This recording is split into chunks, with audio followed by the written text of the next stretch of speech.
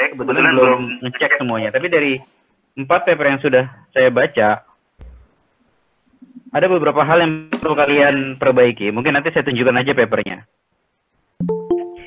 Yang pertama itu adalah, ya, ini kebetulan materi feedback yang diberikan. Kalian harus pastikan bahwa paper yang kalian tulis itu, meskipun bahasa Inggris, itu tidak berasal dari paragrafnya atau teksnya sebagian, itu berasal dari copy paste. Kalau misalkan seperti ini ketemu, itu nilainya itu langsung jatuh. Maksudnya gini ya, bukan nilai skor buat tugas satunya itu langsung jatuh semua, tapi penilaian untuk bagian yang ada copy paste-nya itu nanti akan jatuh. Jadi satu skor itu sudah hilang dari seluruh skor yang akan dihitung. Saya sendiri menerapkan 5 komponen untuk scoring tugas satu. Yang pertama itu diskusi paper. Yang kedua itu diskusi tentang metodologi. Yang ketiga itu bagian introduction, bagian metodologi, dan ketiga itu bagian evaluation. Jadi 2 bagian itu berkaitan dengan kualitas diskusi dan 3 bagian itu berkaitan dengan kualitas penulisan. Di 2 bagian yang pertama, kalian ada yang reportnya itu ketemu langsung dan ada yang reportnya itu konduknya itu diskusi online. Untuk yang diskusi online, saya sudah bisa ngelihat ya. Maksudnya saya bisa mengevaluasi sebetulnya itu ketika yang kalian diskusi, itu sebenarnya diskusinya itu sesuai atau tidak. Maksudnya sesuai dengan tujuan. Kalau misalkan diskusi paper, yaitu mengupas tentang paper, di situ bisa terlihat tuh. Dan rata-rata memang, ya, dari 4 tim yang kebetulan sudah saya review, itu kalian belum terbiasa untuk diskusi. Solusinya itu gampang. Solusinya itu tambah jam terbang. Karena nanti di tugas 2 kalian juga salah satu grading penilaian itu berkaitan dengan sesi diskusi. Kemudian yang kedua, untuk diskusi yang dilakukan secara on-site, itu menjadi poin penilaian. Poin penilaian itu adalah, kemarin saya sempat bilang bahwa diskusinya itu di-split menjadi 2 sesi, yaitu diskusi paper dan diskusi berkaitan dengan metodologi. Nah, itu kalian kalau misalkan on-site-nya cuma di report 1, nilainya itu nanti dihitungnya itu cuma 1, nggak kebagi jadi 2. Tapi itu nggak ada masalah ya. Maksudnya saya coba fair di sini. Maksudnya kan ada tim yang mix antara online dengan on-site. Nah, itu nggak ada masalah. Tapi bagi kalian yang kondak sesi diskusinya itu cuma sekali, itu nanti akan jadi masalah dari sisi penilaian. Itu yang pertama. Kemudian, yang kedua, terkait dengan penulisan. Ini saya temukan nih masalah ini, copy paste. Jadi, tolong kalian cek ulang, ya, maksudnya, meskipun tulisan kalian itu nggak terlalu bagus, dan sebetulnya ketika saya baca itu kelihatan sih sebenarnya kualitas tulisan seperti apa. Tapi yang penting kalian itu sudah berusaha di sini, itu poin yang penting. Ya, jadi kalau misalkan sudah berusaha, itu jangan tanggung-tanggung. Habiskan seluruh upayanya itu untuk berusaha. Maksudnya jangan dimix dengan ketika kalian itu sudah berupaya untuk menulis, itu dimix dengan ngambil sumber yang sifatnya itu plagiarisme. Plagiarisme itu kan kalau misalkan kalian itu ngambil informasi teks apapun di copy paste secara langsung tanpa ada redaksi ulang. Redaksi ulang itu yang maksudnya parafrase. Maksudnya mengganti tulisan tapi tanpa merubah makna. Itu seharusnya tinggal tambah pengalaman aja. Tapi tolong kalian pastikan lagi. Soalnya saya ketemu nih. Kemudian yang ketiga, ya, saya tidak berkomentar terkait dengan masalah metodologi apapun yang kalian pilih di paper. Itu saya tidak berkomentar. Syarat dari saya itu cuma satu. Satu itu metodologi diambil dari WK, satunya itu diambilnya itu dari Scholar. Meskipun ternyata salah dicek antara WK dan Scholar itu banyak metode yang berada di kedua tools tersebut, itu nggak ada masalah. Yang kenapa saya minta dibedakan menjadi 2 tools ini, karena meskipun nanti suatu saat kalian milih metodenya sama, ternyata performance-nya itu berbeda. Jadi ketika kita milih metode yang sama, ya, kita uji di WK, kemudian kita uji di Scholar, itu ternyata ada sedikit perbedaan. Nah, itulah kenapa alasannya itu harus dibedakan. Meskipun, nah, yang jadi masalah itu sebenarnya bukan di situ. Yang jadi masalah itu adalah ketika kalian menulis, ya, itu metodologinya itu tidak terjelaskan dengan baik. Saya tunjukkan deh. Ini saya exit dulu. Nah. Kalian bisa ngeliat desktop saya kan? Kelihatan nggak desktopnya? Kelihatan, Pak. Oke. Ini paper yang ditulis oleh kelompok 1 ya. KNN saya nggak komentar. KNN itu algoritmanya itu simple.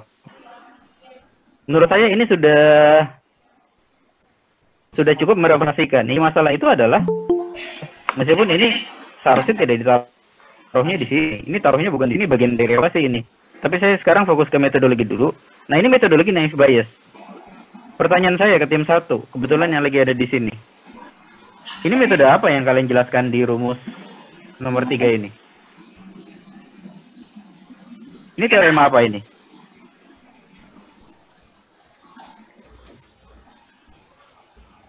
Tim 1 itu tolong dijawab ya. Maksudnya bukan cuma tim 1. Tim siapapun yang memilih metode naive bias. Bentar.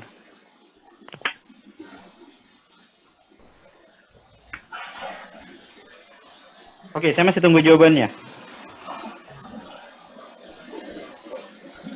Itu teorema bias, Pak. Memang metode yang kalian pilih itu metode bias. Yang metode yang kalian pilih itu metode apa namanya?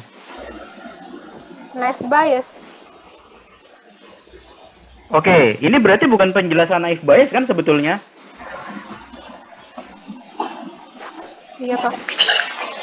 Oke, itu diperbaiki ya, karena ini salah satu komponen penilaian. Jadi ini ya apa-apa yang kalian jelaskan ini bukan merupakan makna dari metodologi yang kalian pilih. Naive bias itu ada sedikit penyelesaian dari algoritma bias, tereduksi dia bentuk tereduksi dari teorema bias.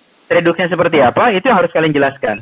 Sebenarnya ideally kalau misalkan kalian buka nih WK di sini ya, kemudian kita pilih. Saya mau tanya. Kemudian kita klik more di sini. Ini apa yang di sini sudah dibaca belum?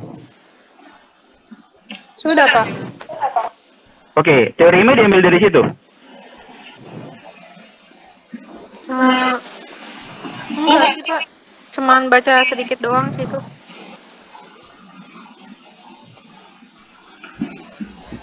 Tolong ini disesuaikan. Ideally kalau misalkan ini bisa rumusnya itu dirujuk dari paper yang asli yang tadi ada di WK tersebut kemudian ada dirujukan, itu kemudian rumus itu dipakai, itu lebih baik lagi. Oke, saya balik ke sini ya. Ini buat tim yang lain juga. Jadi salah satu komponen penilaiannya, kalian itu dapat menjelaskan rumus yang kalian akan pergunakan meskipun tanpa implementasi itu dengan baik. Oke. Sarannya itu ada 3, clear, understandable to user, sama merepresentasikan exact meaning yang benar dari metodologi tersebut. Ini untuk penulisan section 2, ini saya ngasih exception, math symbol itu boleh dipakai apa adanya. Bagian math symbol. Jadi kalau misalnya kalian tuliskan rumus, kalian ketemu di paper, rumusnya itu kalian copy paste apa adanya ya, maksudnya bentuknya itu tidak berubah dari paper, kemudian kalian pergunakan di paper kalian, itu tidak masalah. Yang nggak boleh itu ketika kalian itu merujuk dari paper yang kalian sedang kaji metodologinya, itu yang nggak boleh di copy paste, itu adalah bagian teksnya. Jadi kalau misalkan rumus itu boleh diambil apa adanya, tapi bagian penjelasan simbol itu seperti apa, maksud rumus itu seperti apa, itu sebisa mungkin kalian melakukan redaksi ulang kalimat tata bahasanya. Memang saya tidak expect untuk rumusnya itu kalian buat sendiri di sini, itu nggak mungkin kalau sampai level sini. Tapi minimal simbol itu dipakai, penjelasannya yang kalian buat sendiri. Oke, kemudian ya, ini juga evaluasi atas section 3 ya. Dari 4 tim yang kebetulan saya review di situ, itu belum mengikuti metodologi evaluasi dari paper rujukan. Saya coba buka paper yang lain deh. Berbeda tim sekarang.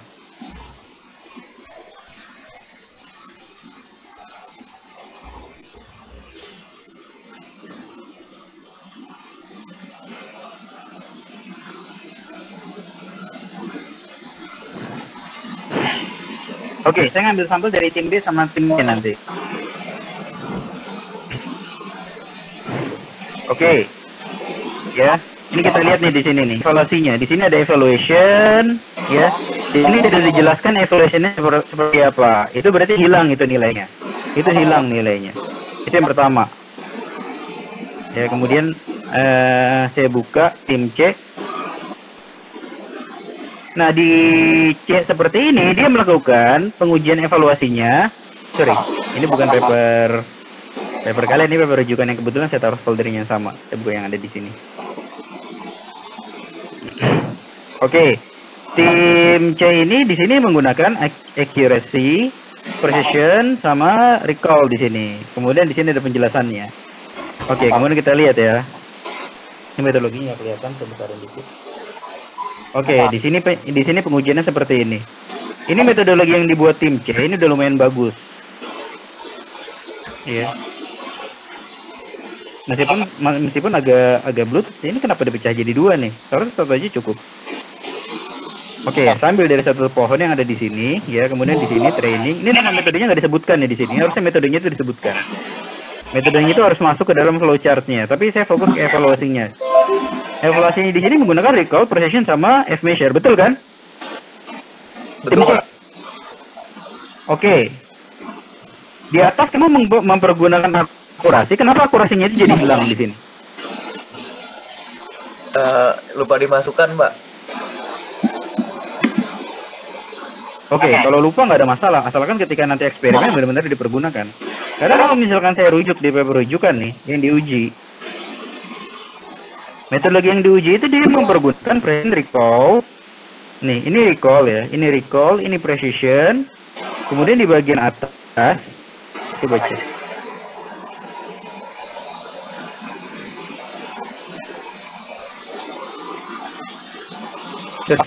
Di sini dia pakai akurasi, saya coba baca ulang. Nah, di sini akurasinya itu juga dipakai meskipun bukan dalam bentuk grafik di sini. Jadi itu harus dipergunakan. Nah, ini maksud dari poin keempat. Jadi minimumnya kalau metodologi penelitian yang sudah kalian buat, itu karena kalian belum punya pengalaman di sini, kalian ikuti metodologi yang ada di paper rujukan yang kalian pilih, apapun paper rujukan tersebut. Jadi contohnya tadi di tim C ini ada penjelasan akurasi, precision, sama recall, tapi di metode penelitian nanti dipakai cuma precision sama recall sama F-measure malah. Kalau tambahan itu nggak ada masalah. Kalian menambahkan metode evaluasi tertentu, asalkan metode evaluasi yang dipakai di paper rujukan itu juga tidak ada yang hilang. Seperti itu. Kemudian saya balik deh, ambil satu sampel lagi, tim D, kebetulan yang paper rujukan yang sama dengan tim A dan tim B. Bukan yang ini. Ya bener. Oke, ini kita lihat nih di sini.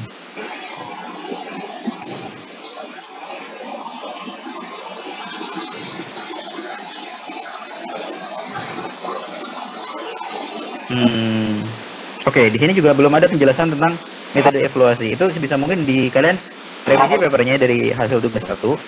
Itu nanti akan bagian penilaian dari tugas 2. Meskipun skor untuk tugas 1 sekarang sudah tidak bisa berubah. Saya ambil dari skor yang kalian submit kemarin. Oke, lanjut.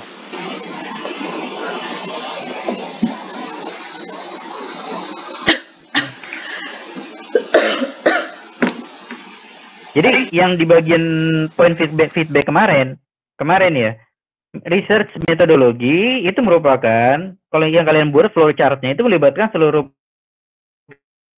proses yang direncanakan, mulai dari dataset hingga evaluasi. Jadi startnya itu dataset, endingnya itu evaluasi. Jadi inputnya itu start komponennya dari flowchart itu pasti dataset. Setelah dataset itu seperti apa, itu yang kalian tuliskan prosesnya, ya. Termasuk bagian kalau misalkan ada extra processing yang diterapkan pada dataset. Misalkan ada tim yang memilih datanya itu dari, misalkan tim bagus, saya masih ingat tim berapa tuh saya lupa. Itu ambil datasetnya itu dari suatu situs yang situsnya itu merupakan situsnya itu cukup lengkap, ya. Kita di situ ada kemungkinan akan melakukan pengolahan tambahan. Pengolahan tambahan itu artinya dari dataset yang sudah kita ambil, kita membuat extra processing khusus untuk mengolah dataset itu sehingga datanya itu ready buat diolah di WK maupun Scalar. Nah, itu yang maksudnya itu sebagai extra processing. Kalau misalkan itu ada, itu masukkan ke dalam metodologi penelitian yang kalian rancang. Anggap aja sebagai langkah pre-processing. Tapi kalian jelaskan nanti langkah processingnya itu seperti apa yang kalian olah. Kemudian, ya ini juga revisi. Literatur studi itu bukan bagian dari riset metodologi. Itu bukan bagian. Jadi, kalau misalnya kalian itu buat masih studi literatur itu bagian dari metodologi riset, itu tolong direvisi dan dihapus komponennya. Riset metodologi itu merupakan starting itu dari data. endingnya itu ke evaluasi, ya. Di tengah-tengahnya itu berisi seluruh proses yang akan nanti langsung dilakukan, termasuk bagian filter, pengolahan data, model yang mau nanti akan diterapkan, hingga model evaluasi yang nanti akan dipergunakan. Itu bagian dari literatur study. Oke. Kemudian untuk assignment 2, ya. Ini lanjutannya yang kalian belum lakukan di assignment pertama. Jadi kalian lanjutkan eksperimennya. Di assignment 2 kalian diminta untuk menguji metodenya itu di WK dan di Scholar. Dengan dataset yang sama. Dataset yang kalian sudah tulis rencananya itu di paper bagian dari tugas 1. Kemudian di record ya, di record hasil seperti apa, kemudian lakukan fair analysis. Terakhir itu di summarize findingnya itu ke dalam paper kalian. Jadi kelanjutan dari tugas 1. Nah, ini gradingnya yang akan dipergunakan. Poin pertama itu bagaimana kalian itu responsibility-nya itu dibagi di antara tim kalian. Itu saya mau ngelihat. Ya, ini harus ada. Jadi ini pembagiannya itu benar-benar yang benar-benar dibagi ya. Jadi kalau misalkan kalian itu sudah merencanakan untuk dibagi, ternyata setelah disubmit, mendekati submit, ternyata yang kerja itu nggak sesuai dengan pembagian direncanakan. Nah, yang saya minta ini benar-benar ya report yang benar-benar dilakukan di akhir, bukan rencana di awal, tapi yang sudah dilakukan di akhir. Kemudian di sini discussion quality-nya. Ya, karena nanti penilaiannya kan mau dilakukan sesuai dengan kontribusinya. Kemudian kualitas dari diskusinya. Ya. Jadi saya tetap menghitung ya minimal diskusi yang kalian lakukan itu adalah diskusi dalam mengukur atau analisis hasil evaluasi atas eksperimen yang sudah kalian lakukan. Itu jadi kalau misalnya kalian itu sudah record hasilnya, kemudian di summarize findingnya, itu kalian tetap lakukan proses diskusi di antara tim kalian. Itu minimal 1 sesi ya. Kalau misalkan ada ekstra sesi, itu silakan dilakukan. Dan itu nanti kalau kalian lakukan sesi lain, di luar sesi tentang evaluasi, kalian silakan di-report ya. Jelaskan itu sesi apa yang kalian diskusikan. Itu bisa menjadi penilaian ekstra ya, karena nanti akan menambah skor kalian di tugas 2. Ya. Standarnya juga sama, recorded for online meeting ya. Jadi rekaman kalau meetingnya online. Kalau misalkan on-site meeting, maka narasinya itu dalam bentuknya itu summary apa yang kalian lakukan selama proses diskusi di onsite tersebut. Sama terakhir itu writing quality sesuai dengan standar penulisan ilmiah. Ya, standar penulisan ilmiah kan tadi sudah dibilang. Bab 1 itu seperti apa? Bab 1 sih rata-rata nggak ada masalah ya. Yang jadi masalah itu kalau misalkan ada teks atau paragraf itu yang copy paste, itu yang jadi masalah.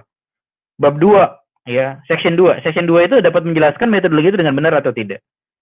Section 3, research metodologi. Itu benar-benar merepresentasikan langkah-langkah yang kalian lakukan atau tidak, dan kalian jelaskan secara clear dalam tulisan. Oke, jadi seperti itu untuk tugas 2. Pengumpulannya 2 pekan dari sekarang, yaitu Oktober tanggal 14. Ya, mudah-mudahan sih cukup jelas. Ada pertanyaan sejauh ini untuk tugas 2? Pak, mau nanya, Pak. Iya. Berarti kalau ngambil kata-kata dari buku itu juga termasuk kopas ya, Pak? Termasuk, makanya diredaksi ulang kalimatnya. Oh, iya. Jadi tolong kalimatnya, kalau misalnya kalian ambil, yang kalian ambil kalimatnya itu esensinya, kemudian kalimatnya itu di paraphrasing. Paraphrasing ngerti nggak maksudnya? Di Rubah susunan kalimatnya, tapi tanpa menghilangkan makna, seperti itu. Iya, Pak. Kecuali yang saya kasih toleransi besar itu di bagian bab 2, yaitu di bagian penjelasan dari metodologi. Saya di-extract paraphrasingnya itu terlalu banyak, tapi yang saya extract ya minimal rumusnya itu dipakai apa adanya boleh, ya minimal sedikit ada redaksi ulang kalimatnya di penjelasan dari bab 2 tersebut. Tapi kalau misalkan bab 1 sama bab 3, itu sebisa mungkin seluruh kalimat itu yang kalian tulis itu hasilnya itu dari kalimat kalian sendiri. Saya sudah ngeliat kok. Kalau misalnya kalian tulis itu kalimatnya, kalau misalnya kalian buat sendiri itu kerasa itu. Meskipun masih salah ya redaksi kalimatnya, tapi bagi saya itu sesuatu yang lebih valuable dibandingkan kalimat yang kalian ambil apa adanya dari tempat lain. Oke, ada lagi pertanyaan lain? Tapi untuk tugas 1 saya nggak ngasih skornya itu terlalu jauh ya. Saya nggak, kalau misalkan ada paraphrasing itu skornya itu dipaksa drop ke 30, bukan 0, atau ada beberapa yang 50, tergantung kasus plagiarisme yang terdeteksi. Tapi saya nggak buat 0, dan itu hanya salah satu komponen aja. Oke, jadi seperti itu. Kalau misalnya ada pertanyaan lagi, kalian boleh tanyakan di sini atau di luar kelas nanti. Nah, sekarang ini kita diskusi dari paper yang ada di sini, ini bagging predictor ya. Jadi sebenarnya kita sekarang coba masuk ke ensemble learning, yang kebetulan slide-nya itu sudah diupload dari pekan lalu. Cuma pada diskusi kali ini kita akan coba mengupas papernya. Mudah-mudahan sih di sini kita bisa belajar sebenarnya ketika diskusi paper itu seperti apa. Oke, ini pertanyaan yang harus kalian jawab. Ya, ini pertanyaan yang harus kalian jawab dan kalian cari informasinya itu di paper. Apa itu bagging? Bagaimana bagging itu bekerja? Ya, kemudian model yang dipergunakan, maksudnya tahapan dalam yang ada dalam bagging itu seperti apa? Model apa yang aslinya bagging itu kan sebenarnya cover dari di dalamnya dia itu hanya bungkusan, di dalamnya itu ada model real yang berjalan sebetulnya. Jadi kita bisa anggap bagging ini sebenarnya sebagai extra processing step setelah model itu berjalan. Atau sebelum dan sesudah, karena cover judulnya. Kemudian bagaimana tahap eksperimen yang dilakukan itu, model eksperimennya seperti apa? Kemudian di sini ada dua simbol, IS dan IS dan IB di sini. IS dan IB ini merupakan standar evaluasinya. Kenapa dia mempergunakan standar evaluasi di sini dan maknanya itu apa? Saya nggak tanya kenapa ya, maknanya itu apa IS dan IB di sini. Ya, itu yang kalian cari. Kemudian di sini yang pertanyaan terakhir ya. Paper ini bagaimana cara dia proving bagging itu berjalan? Apakah dia itu provingnya berdasarkan running dari eksperimen, atau provingnya dia menggunakan penjelasan alur secara matematik? Itu yang kalian perlu jawab, ya. Oke. Sekarang itu jam 10.27. Sekarang jam 10.27, nanti kita akan diskusi lagi. Kita lanjutkan diskusinya 15 menit dari sekarang. Yaitu jam 10.45.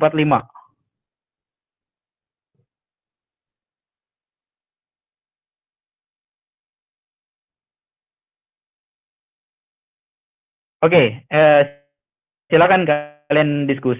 Log off, nanti saya login lagi di sini jam 10.45. Oke, kelasnya saya pending untuk kerja individu.